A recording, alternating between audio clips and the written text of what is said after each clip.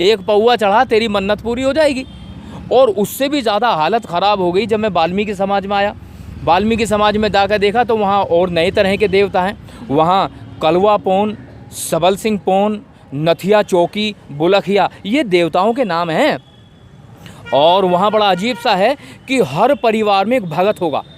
भगत समझते हो? भगत वो होता है जो ईश्वर की स्तुति करते हुए और मंत्र पढ़ता है और बीमारियों का इलाज करता है। तो वाल्मीकि समाज में एक ऐसी धारणा है कि अगर बुखार हो गया तो बुखार होने पर बच्चे को डॉक्टर के पास नहीं ले जाना। क्या करना है? शाम को एक चौकी लगेगी, चौकी पे भगत बैठेगा, भगत ज्योति जलाएगा और बैठने से पहले दारू पिएगा और सुअर का मीट खाएगा। उसके बाद वो सिर ऐसे हिलाएगा। वो लोग पूछेंगे क्या हुआ, कि ये कलवा पौन आ गए। कलवा पौन का देवता है उनके, कलवा पौना। वो ऐसे गर्दन हिलाएगा और पूछेगा बताओ क्या बात है। तो उससे लोग पूछेंगे कि बाबा जी ये जो मेरा बेटा है इसे बुखार आ रहा है। बुखार आ रहा है? बुखार तो आएगा ही, रड़क आ रही है। कि बाबा कौन सी रड़क है? अबे तूने 6 महीने से बच्चा करा। कोई बच्चा करने का मतलब एक छोटा सा सुअर का बच्चा, उसको काटेंगे, उसकी बलि चढ़ाएंगे, फिर उसका मीट बनाएंगे और दारू पिलाएंगे इसे कलवा पौन को। तो तूने 6 महीने से बच्चा करा कोई? कि नहीं करा। तो चल बच्चा कर, तब होगा। उस बच्चे को करने में कम से कम 5,000 रुपये का खर्चा होता है। और अगर 5,000 रुपये खर्च करने के बजाय वो 100 रुपये डॉक्टर के ऊपर खर्च करता तो बच्चा जल्दी ठीक हो सकता था। और 5,000 रुपये वहाँ खर्च। अच्छा, 5,000 रुपये हो सकता है वो कर्जा लेकर के आया हो। तो उससे क्या हो रहा है? एक तो धार्मिक अंधविश्वास है। धार्मिक अंधविश्वास के चलते हुए रूढ़िवादिता बढ़ गई है। रूढ़िवादिता बढ़ते हुए अशिक्षा की तरफ समाज जा रहा है। अशिक्षा के चलते हुए आर्थिक स्थिति कमज़ोर हो रही है। मतलब ये हुआ पूरा का पूरा अंधकार, अंधेरा है पूरा। अंधेरा कुछ इस कदर है। एक और बात बताता हूँ, बड़ी गंभीर बात है। हमारे यहीं गाज़ियाबाद के आसपास एक गांव है, सिकंदराबाद के आसपास गांव। तो यहाँ एक त्यौहार मनाया जाता है, विशेष रूप से चमारों में। चमारों में त्यौहार मनाया जाता है। उस त्यौहार का नाम है बसौड़ा। सुना है नाम कभी? नहीं सर, नहीं। आज पहली बार सुना। हाँ, इस त्यौहार का नाम है बसौड़ा। इस त्यौहार में क्या होता है कि जो महिलाएं हैं वो घर में वो बनाती हैं पूड़े कहते हैं उसको। और चने की दाल होती है, हल्दी होती है। तो एक टोकरी में रख कर के जाते हैं और किसी सड़क के किनारे, अच्छा विशेष रूप से वो जगह होती थी जिन्हें चावड़ भूमिया कहते थे। चावड़ भूमिया कहते, ये समझ लो जब पहले हमारे लोगों को मंदिरों में जाने का हक नहीं था तो वो क्या करते थे बेचारे गरीब, गांव के बाहर ऐसे 2 ईंटें लगा देते थे यूँ, और वहाँ ईंटें लगा के वो समझते ही चावड़ भूमिया बन गई। फिर उसकी पूजा करते थे क्योंकि कीड़ा था ना, वो पूजा करनी है। तो ऐसे ही वहाँ पर वो बसौड़ा हुआ, बसौड़ा पूजने जा रहे हैं। पर्दा प्रथा भी होता है इस क्षेत्र में। तो सासू माँ आगे आगे जा रही हैं और बहू पीछे पीछे जा रही है। सासू माँ को चलते चलते उन्हें सुसु महसूस हुआ, यूरिन प्रेशर महसूस हुआ, तो वो बैठ गई। वो जैसे ऐसे टोकरा लेके बैठी और यूरिन पास किया। उसके बाद क्या हुआ, जैसे उठी तो टोकरी में से पूड़ा गिर गया और थोड़े से चने के दाने गिर गए। अब पीछे पर्दा करके बहू आ रही थी। बहू ने अम्मा तो यहाँ पूजा करके गई दिख है, मैं भी यहीं बैठ जाऊँ।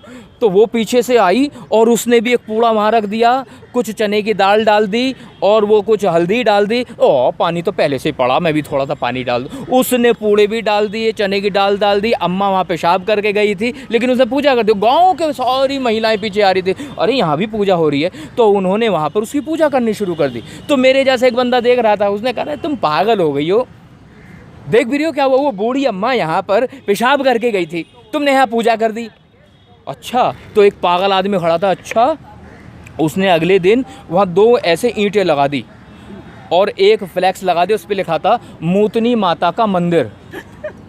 और वहाँ ढोलक बजाई जाने लगी, वहाँ मंजीरे बजाने लगे और वहाँ तो आरती उन्होंने जयकारा मूतनी मैया का, बोल सच्चे दरबार की जय। तो ये हाल है इस समाज का। तो धार्मिक अंधविश्वास किस कदर हावी है, तो इसे आप केवल इसी बात से समझ सकते हैं कि इसे कहते हैं मानसिक गुलामी।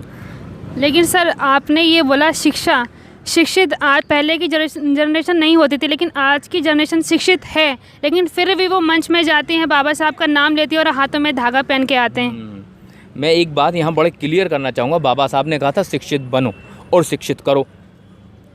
ये जिन्हें आप शिक्षित कह रहे हो ना, ये शिक्षित नहीं है, ये तो पढ़े लिखे हैं। ये लोग वो पढ़ कर के आए हैं जो किताबों में लिख दिया, और जो किताबें लिखी गई हैं वो तो मनुवादी लोगों ने लिखी हैं। आप ये बताओ, किताबों में भगत सिंह मिल जाएगा, उधम सिंह नहीं मिलता। आपको किताबों में राष्ट्रपिता गांधी मिल जाएंगे, राष्ट्रपिता ज्योतिबा फूले नहीं मिलते। आपको जब आप पढ़ोगी तो उसमें आपको रानी लक्ष्मीबाई मिल जाएगी, लेकिन झलकारी बाई मिलेगी नहीं। तो इसका मतलब क्या हुआ, जो हमारे समाज के महापुरुषों की विचारधारा थी वो पुस्तकों में उपस्थित नहीं है।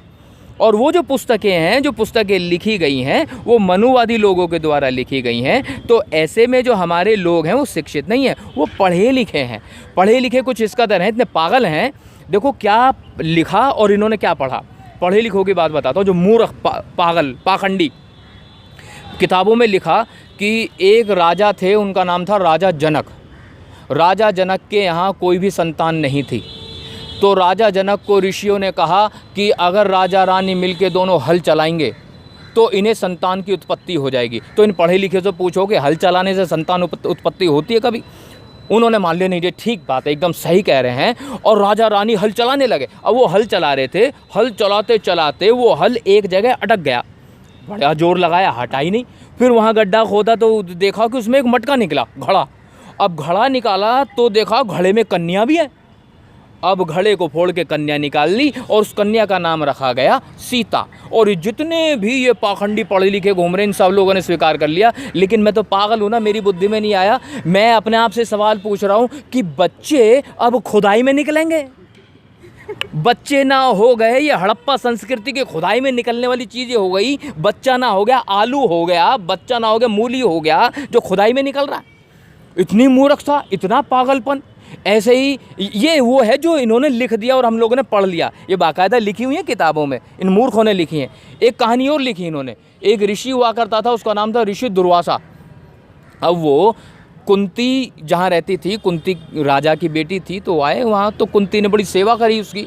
अब जब सेवा की तो वो कहने लगा, ऋषि बेटी मैं तेरे को मंत्र देकर जाऊँगा, और मंत्र ऐसा है जैसे वो मंत्र पढ़ेगी तो जिस देवता को तो बुलाना चाहिए आ जाएगा। तो ठीक है साहब, दे दो। उसने मंत्र दे दिया। अब किसी को कोई नई चीज़ मिले तो बड़ा खुश होता है, उसका इस्तेमाल करके देखे। नया मोबाइल आए तो मन करता है बार बार उसके बटन दबाए, तो उसे भी नया मिल गया वो। अब उसने वो मंत्र पढ़ दिया। मंत्र क्या पढ़ गया, वो तो ऐसे स्मार्टफोन हो गया कि विजेट खुल गए। बताओ कौन से देवता को बुलाना है? इंद्र को बुलाना है, वायु देवता को बुलाना है, वरुण को बुलाना है। अब उसने गलती से सूर्य देवता को बुला लिया। अब सूर्य देवता वहाँ प्रकट हो गए। सूर्य देवता आकर कह रहे, मतलब सूर्य, ये जो सूर्य दिख रहा है, ये सूर्य वहाँ पर आगे कह रहे हैं बता बेटा क्या चाहिए। नुआ जी भाऊ जी मैं तो वैसे ही बुला रही थी, मैंने तो वैसे ही मंत्र पढ़ना, वैसे कुछ नहीं। अब तो मैं आ गया, मैं तुम्हें कुछ दे के जाऊँगा। कहूँ देखो साहब दे के क्या जाओगे, मुझे तो माफ़ी कर दो, गलती हो गई मुझसे। कि नहीं मैं तो ये पुत्र दे करके जाऊँगा। ओ भैया, ओ भाऊ जी मेरी तो शादी भी नहीं हुई, तो मुझे पुत्र तो क्या कैसे? अरे इंतजाम सब हो जाएगा। उसने ना जाने कौन सा मंत्र पढ़ा, सूर्य देवता ने ना जाने कौन सा, मतलब कौन सी औषधि लगाई, एलोपैथिक लगाई, होम्योपैथिक लगाई, ईरानी के साथ यूनानी भी पेल दी। और कुंती के कान में से एक बच्चा पैदा हुआ, कान में से। और उस बच्चे ने कवच और कुंडल पहन रखे थे और उसका नाम रखा गया कर्ण। तो मैं ये पूछ रहा हूँ भाई, पढ़े लिखे लोगों, पागल हो, मतलब बच्चों ने पैदा होने की जगह बदल दी। मतलब कहीं तो कुछ तो पागलपन की कोई तो सीमा हो, मतलब मूर्खता की कोई तो हद हो। कान में से बच्चे पैदा हो रहे हैं। मुझे तो ये बात ना बर्दाश्त काबिल है कि जो है कान में से कैसे हो जाएगा। तो मतलब इन लोगों ने तो जो नेचुरल प्रोसेस है वही ख़त्म कर दिया। इन्होंने निषेचन क्रिया ही ख़त्म कर दी, सब ख़त्म। तो मैं ये कहना चाह रहा हूँ, जो पढ़े लिखे लोग हैं, जो समझदार लोग हैं, इन्हें कम से कम विज्ञान पे भरोसा होना चाहिए। इन्हें भरोसा होना चाहिए अपनी मस्तिष्क पर, क्योंकि बुद्ध ने कहा है किसी बात को इसलिए मत मानो कि वो किताबों में लिखी है,